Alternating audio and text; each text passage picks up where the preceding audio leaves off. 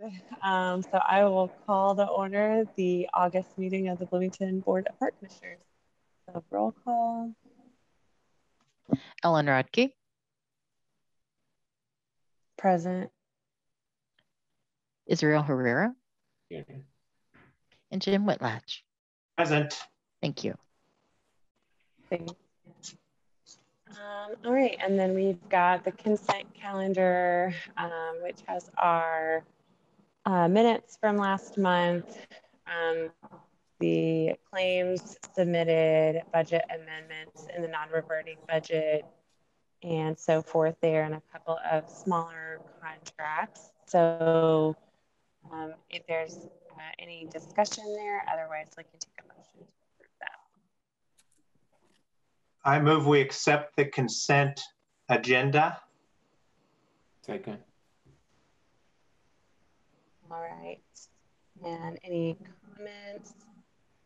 Or can we go ahead and vote to approve? We'll call for a vote to approve. Is this, I'm sorry, actually I have a question. Do we need to, is this the new policy where we need to each individually say I or? Yes. Like where we, okay. Yeah, in fact, what I can do, if it will make it easier, I can just call on you like we do the roll call, and then you can give me your response to the vote. So I believe there was a motion, a second motion on it. So Ellen Radke? Yeah, so yeah, vote yes. Israel Herrera? Yes. And Jim Whitlatch? Yes, I approve. Okay, great. Motion carries. All right. Can you hear me okay? Or are you still having trouble hearing me? I can hear you fine. Okay, perfect. All right, so we'll move on. Let's see here. Paula, can you clarify, are we skipping B1 altogether? Correct. On your agenda, we have agenda item B1, which was for me to present the Parks 2022 General Fund budget. However, that is still being worked on and should be ready. So we are calling a special park board meeting next Monday, May 23rd at 4 p.m. And the only agenda item will be for me to present that budget presentation to you. And then that is done in preparation for the park's official budget hearing before City Council on Wednesday, the 25th. So this agenda item has been moved to Monday, August 23rd, 4 p.m. Okay, great. Thank you, Paula. All right, so then I think we can hear from Steve Cotter on the community access, the hunting access program.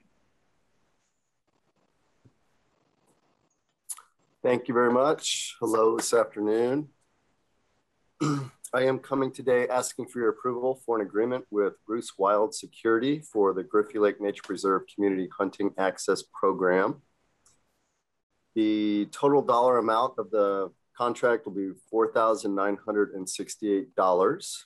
And the agreement provides for Bruce Wild Security to patrol the parking lots at the Griffey Dam and at the Griffey Boathouse, as well as the perimeter of the park during the chap hunts this November, to let people know that the park is closed and they're not allowed to enter.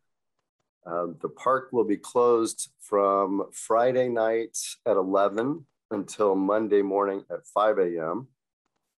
And the patrols will be done between 5 a.m. and 11 a.m.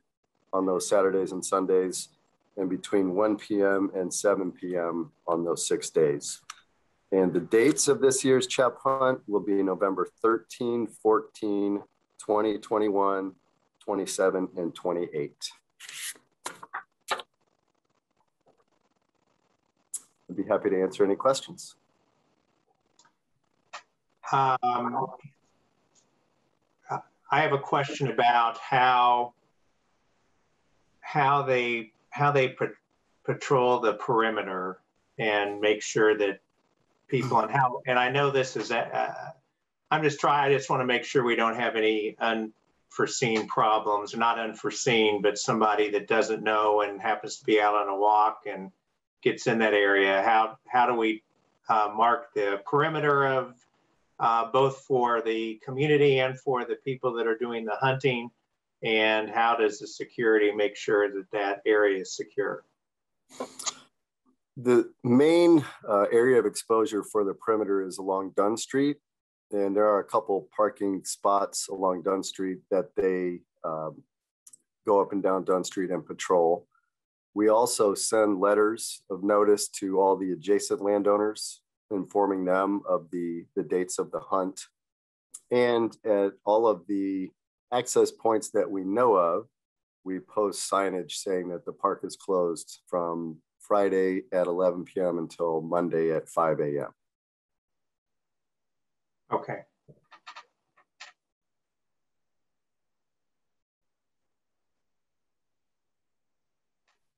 Are there any other questions? I move we approve. Second. All right, great. So motion on the floor. We can vote to approve the agenda item. Ellen, Vote yes in favor. Israel, Yes. and Jim. Yes. All right, thanks so much. Thanks, Steve. Oh, Thank you're you. still with us, actually. It looks like for a couple items here. So up next, you've got, yeah, IU Outdoor Adventures. I have a few today, thank you. And I'm presenting this one for Rebecca Swift. She's out of town this week, but this is a cooperative program partnership agreement between Indiana University Outdoor Adventures and the department. We recommend approval of this partnership agreement. There will be no exchange of funds, but we work with them on a variety of outdoor recreational programs. Mainly they provide paddle boards and boats on occasion, and occasionally move boats for us because we don't have enough boats for some of the programming that we do out there. And in return, we help promote their activities and the resources that they provide to the community. And so the main goal is to help with marketing opportunities and to participate in various trips, programs, and other activities that foster a love of the outdoors.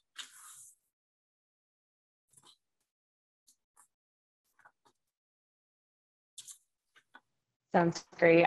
I'm just curious, how long has this partnership been in place? Do you know?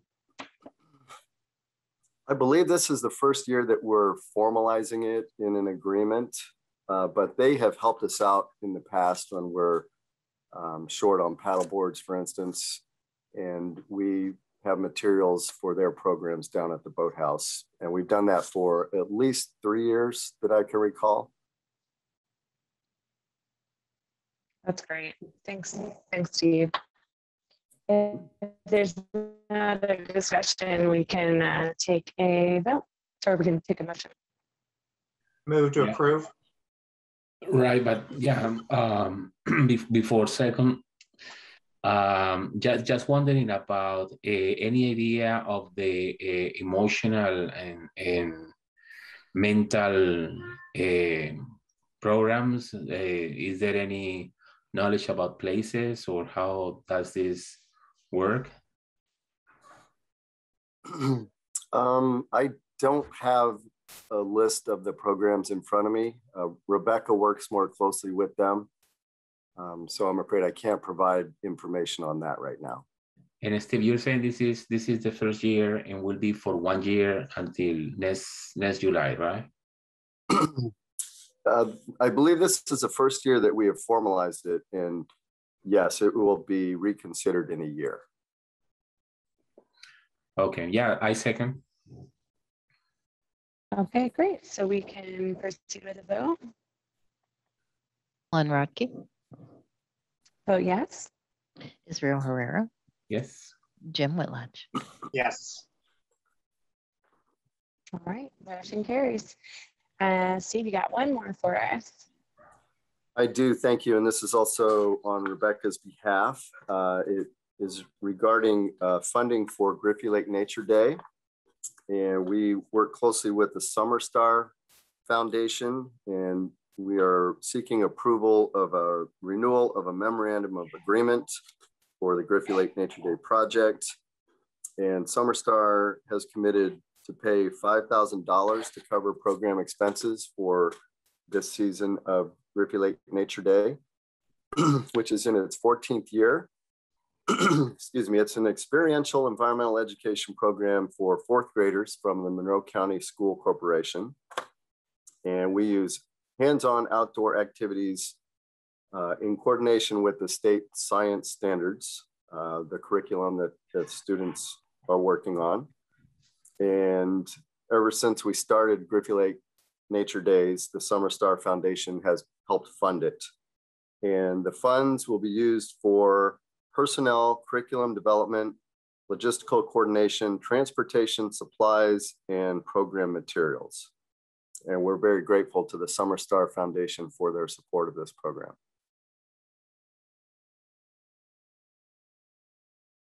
Yeah, that's really wonderful that they're willing to put forth the funds in order to make this happen for the schools and for the exposure to the parks.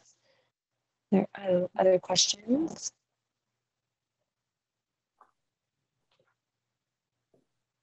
All right, take a motion. I move that we approve. I second. Great, motion carries. You can proceed to vote. Lon Rodke, Vote yes. Israel Herrera, Yes. and Jim Whitlatch. Yes. Thank you very much. Thank you so much, Steve. All right, I think up next we have Tim Street. Good afternoon, Park Board. I am Tim Street. I'm the Operations Director for Bloomington Parks and Recreation. Good to see you all. I just have one item for you all this evening, and that is consideration of the acceptance of a quitclaim deed for 0.8 acres that contain about a 0.2 of a mile trail at the new Element at the Mill development. Kim's got a visual I can share there. Thank you, Kim.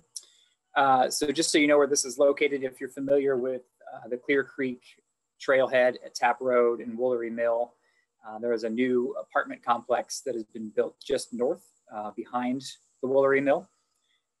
As part of that, City of Bloomington planning required them to build this trail and a conservation easement along the west side of the property and then plat that over to the city. So the box right there is what's blown up. The Google picture wasn't quite up to date with what they've actually built, but their construction is basically complete at this point.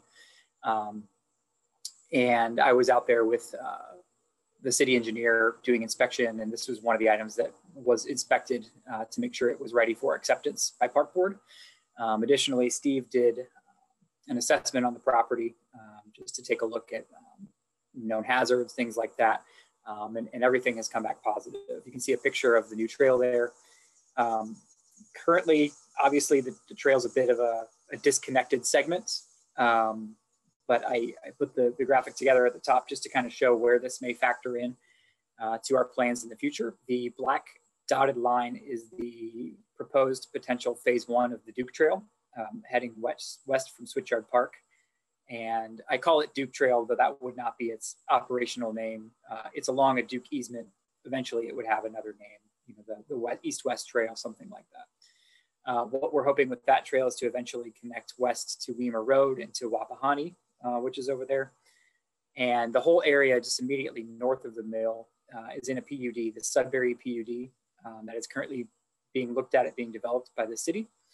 And so obviously there would be a great chance to have developers add trail in that section to create this great east-west trail. To pull in this connector, attach it to that trail, connect over to Switchyard, to the Beeline, et cetera. And then eventually even look for ways to connect south to Clear Creek Trail down the line to create one basically contiguous trail through this entire area. So we do recommend approval of this quitclaim deed. As I mentioned, it's been through inspection. We are ready to assume responsibility for it and begin to take care of it. Happy to answer any questions.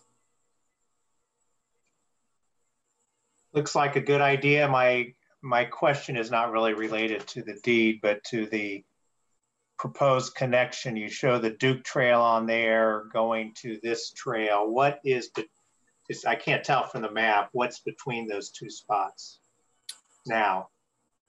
So yeah, Duke Trail Phase 1 runs west to just north of Summit Elementary, which is the western edge of county-owned property right there, basically along the northern edge of RCA Park there. Currently, that is undeveloped land in between there. Okay. It's the old Sudbury Farm. So there's a farmhouse, a barn out there, pretty much untouched at the moment, but it is in a PUD and has plans to be developed at some point in the future. I don't know when exactly. Okay, all right. That's my only question. And there may be a naming opportunity with this and other trails in the future. I don't think we're quite there yet, but as things come together with the east-west trail north of there, and we determine what's happening with that and this potential south connector, there may be some naming opportunities for these trails. I move that we approve the receipt of this 0.83 acres. Second. All right. So we'll take a vote. All those in, well, okay, we'll go individually. Ellen Radke. Yes. Israel Herrera. Yes. And Jim Whitlatch. Yes. All right, great. Thank you very so much, Tim. Always good to see our trails growing, and always one of those big things that everyone loves about Bloomington. So thanks. All right, I think that concludes the actual business today. So we'll move on to our next piece, which is a summer camp update from Eric Pearson at Banneker, something I think we always look forward to hearing every year. Hi there, Eric Pearson, Program Facility Coordinator here at the Banneker Community Center. I just want to give a recap of our 2021 summer camp season. It was a return to in-person camp last year. We did a meal delivery program in place of our in-person camp. So this was our opportunity to get back in the building, and we were really excited about it. This is our 19th year that we've worked with the Summer Food Service Program. That is a Department of Education program that provides nutritious meals when the National School Lunch Program is not in service, so during the summer months. And so the Department of Education reimburses organizations like ours for every meal that we serve to eligible children. So for us, that includes serving breakfast and lunch on site for kids in grades K through 6 in June and July. In addition, this summer we did kind of a hybrid model. So we had some in person, and then we also continued with the meal delivery program with a smaller capacity. So we did a little bit of both from the last few years. Registration is $10 per week. Of the around 75 participants that registered, 81% qualified for free or reduced lunch within MCCSE. So we continue to reach our target demographic. So that's really positive. Kim, you can go ahead and click to the next one. So obviously we made several adaptations for COVID during this camp season. And so typically our camp has about 80 participants per day. So we cut that in half to 40.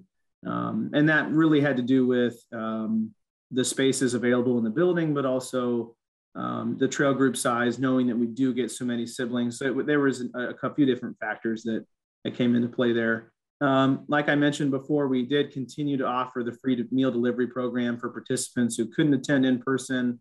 And we averaged about 20 participants per day that took advantage of that program. So that was really cool to see.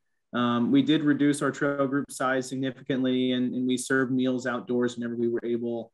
We were outdoors in general as often as possible. I know the first week or so of camp was extremely wet, but then it got drier as things went on. So that really worked for us.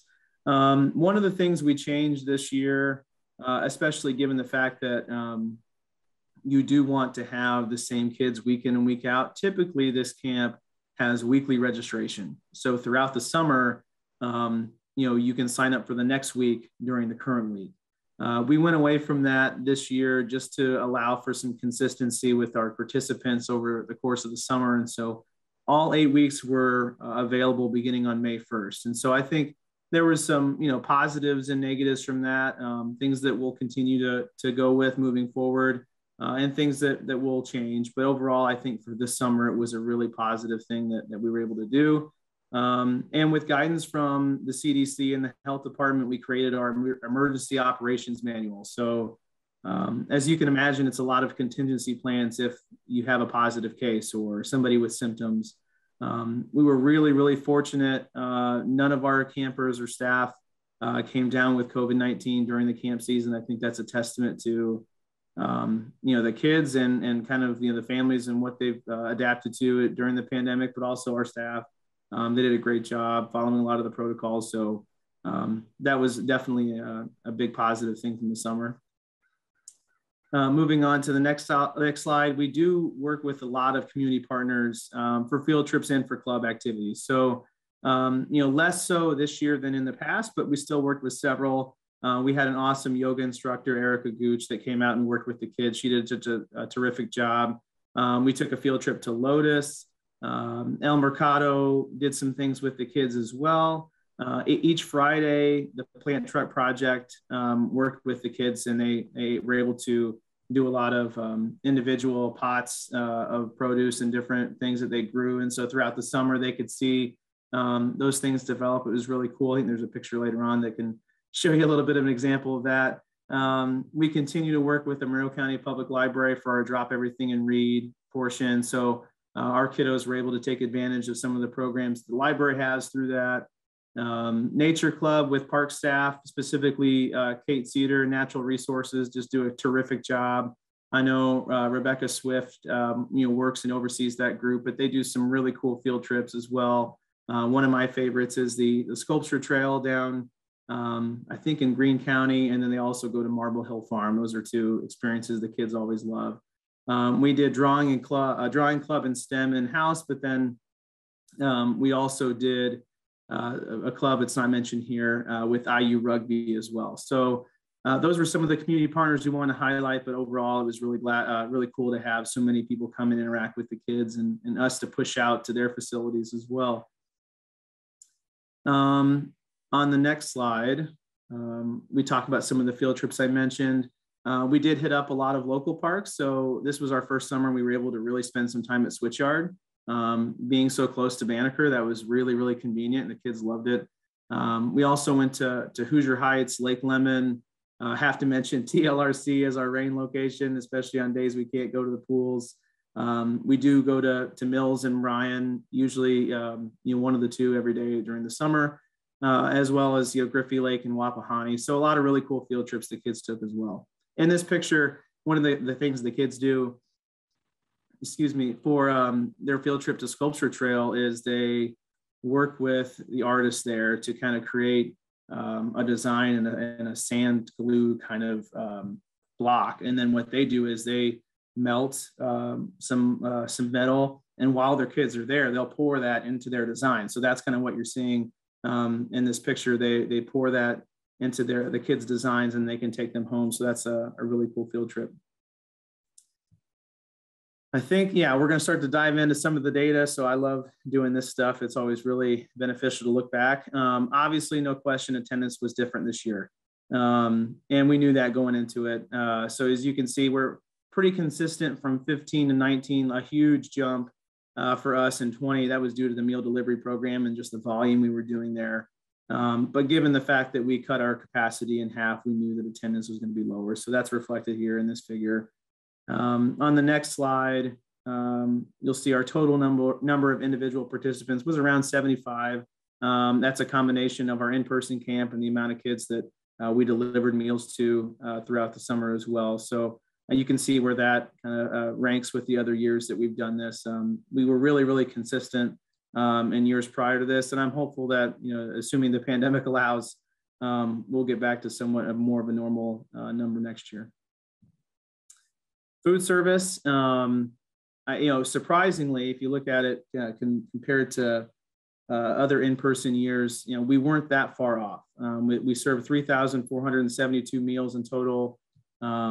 Last year is a total anomaly. I mean, it was amazing that we served over 10,000 meals, but I don't foresee us really returning to that, and which is evidenced by the amount of families that participated in our meal delivery program this summer. I think the fact that we were at 20 participants throughout the summer for that shows that hopefully a lot of families are getting some resources during the pandemic. And as the pandemic changes, their needs in terms of nutrition has changed as well and adapted. So I'm hopeful that that means that there isn't as much of a need. And I'm not sure that we'll continue with that option moving forward, but it is something that we were glad we were able to do this year.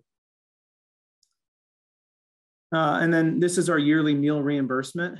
So one of our goals is we work with Chef for Hire of Indianapolis to vend the meals. And naturally, there's kind of a guessing game each week. I order meals that we're going to need for the following week. And then depending on how attendance may vary, there is a little bit of a variation. But one of our longstanding goals is to have revenue from registration, the $10 per week, cover the difference in excess foods that we ordered. And so we were able to do that easily this summer, which is a huge plus. And but this is the amount that we receive from the Department of Education for the number of meals that we served this summer. One of the coolest things that I enjoy putting together with ITS staff here with the city is a map of where our participants are coming from. So on the left is 2020, the right is this summer. We continue to see, sort of a weird gap in the east and southeast portions and northeast of town. I wish I knew the answers for that. We continue to push into those areas, and we certainly communicate with the elementary schools in those areas. But it is more of a in terms of in-person camp. We do have a pretty good core demographic that you can see surrounding the building in those areas. And over the years, as we've done this map, it has changed, slightly. I think that in 19, if I were to pull that up, you would see some more dots filled in to some of the areas that are pretty bare here this summer. But in general, this is typically what you see. And part of that is the consolidation of low-income housing in these areas of town. So it makes sense in that regard. But this is something we'll continue to do just to see geographically where our holes are and where our gaps are and where we can continue to get better moving forward. So the block party is what we do to honor the camp families every year, and we're thankful that we were able to have it in person again. And this year it kind of took on a little bit of a different twist. During the pandemic, I think in the summer of 2020, Banneker and the near West Side neighborhood lost a pretty treasured member of the community in Preston Bridgewater. So over the years, Preston was a huge supporter, and his family remains supporters, and his grandchildren are members of the center and participants in our programs. His daughter works in our after school program. And so one of the things that they came to us and said, the family of Preston Bridgewaters, was maybe we can honor our dad in sort of the old Banneker near West Side neighborhood at this year's block party. And so it was really cool to work with them. They put together a lot of cool photo and memory boards of the old neighborhood and invited a lot of old neighborhood residents back. So it was a really neat gathering. We had over 250 attendees. We served food to that many people. Thanks to the Bridgewaters family, they cooked some ribs. One of the participants of our camp, they're a mom of two girls that come to camp. They have a catering business that we worked with, and then FX Church, as always, helped out as well. We did give away over 30 backpacks full of school supplies, and we also worked with the health department to have COVID vaccines available here on our third floor. So overall, it was just a really cool community event, capped it off with our talent show. So it was a little bit of normalcy to end our summer. So that was a real bright spot. And I think if there's just a quick picture of a little bit of the block party. You can see a little bit of the food line and things like that, but it was an awesome event. Appreciative of everybody that supported it. And I'm just hopeful that, we were able to send the kids off to school on a happy note, enjoying their summer and full of school supplies. So it was pretty cool to have that celebration. But I think that's all I have. If anybody has any questions, feel free to shout them out.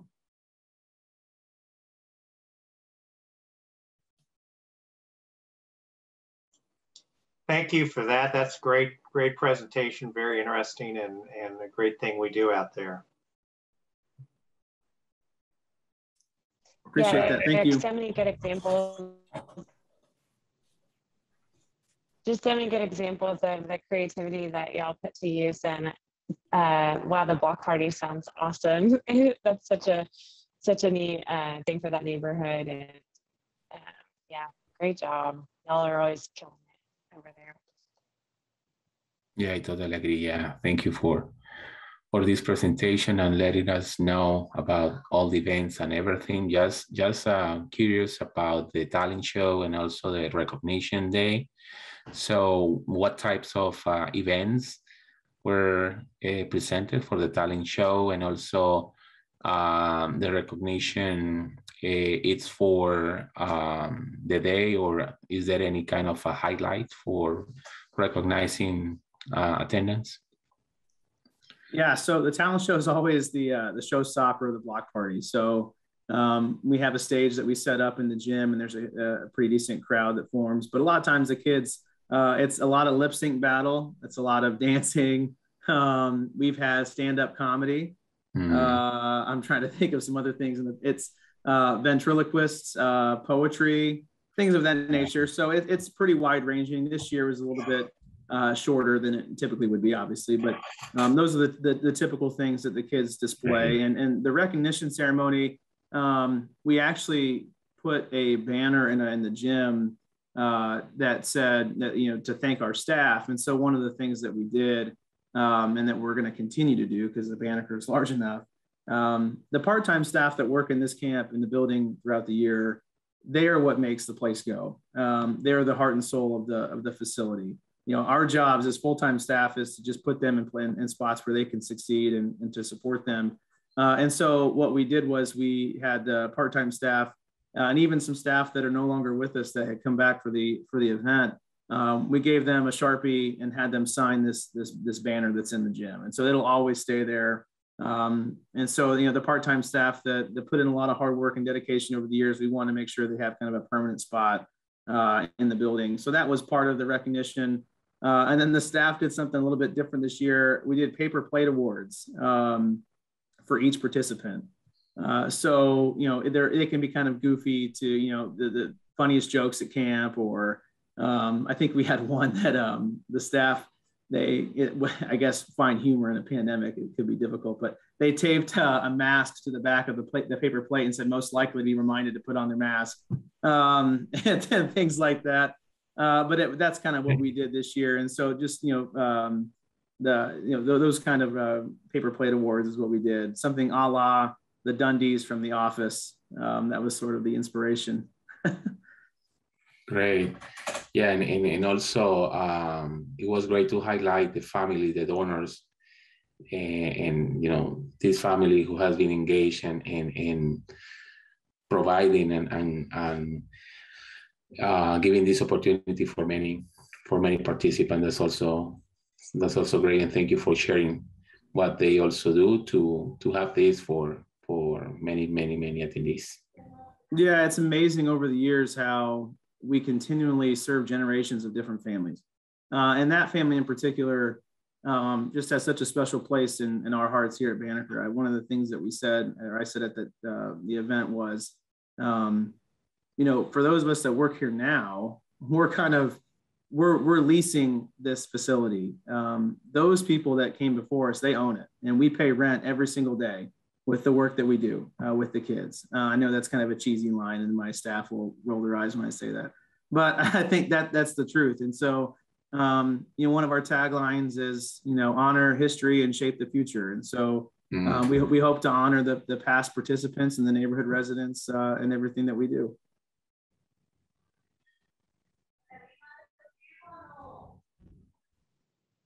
Well, that's really, really cool. And thanks so much again, Eric. And please make sure that those, all your staff, the part-time staff, know how much we support y'all and and give them our gratitude. All right, so I think we can move on to the public comment period. Did we have any public comments? I think if you are in the Zoom, you can use the raise hand tool, and then Kim will call on you, and then we'll look to Julie to tell us if there are some comments on Facebook, or Paula if there are any in your email.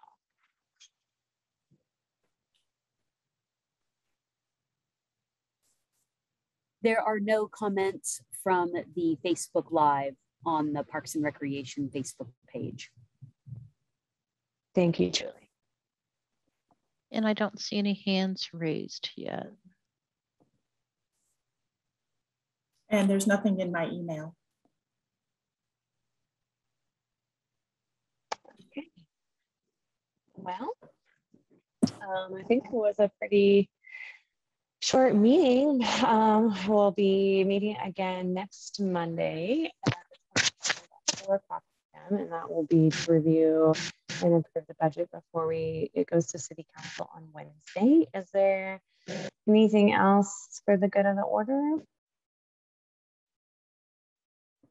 No, thank you all for your time. Thank you for your time this afternoon. And yes, it was an unusually short agenda for us, so we'll enjoy that for sure. And just a public service announcement for people to continue to check the website for our events and facilities, and that even though school is starting, we still have a lot of events going on and concerts and things, and our fall winter program guide, if it'll pick it up here. There we go. I did that yesterday, my yes, that, believe it or not, staff are thinking fall and supplies are coming in and all of that. So here we go, from one season to the next.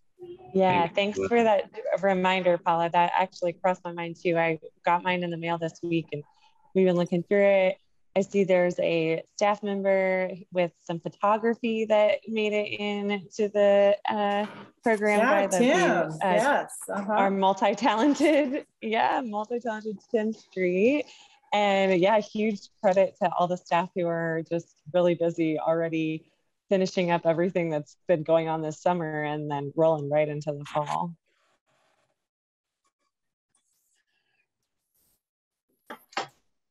Thank you all. Well, thanks. Right, we'll thank you, call this meeting adjourned. All right.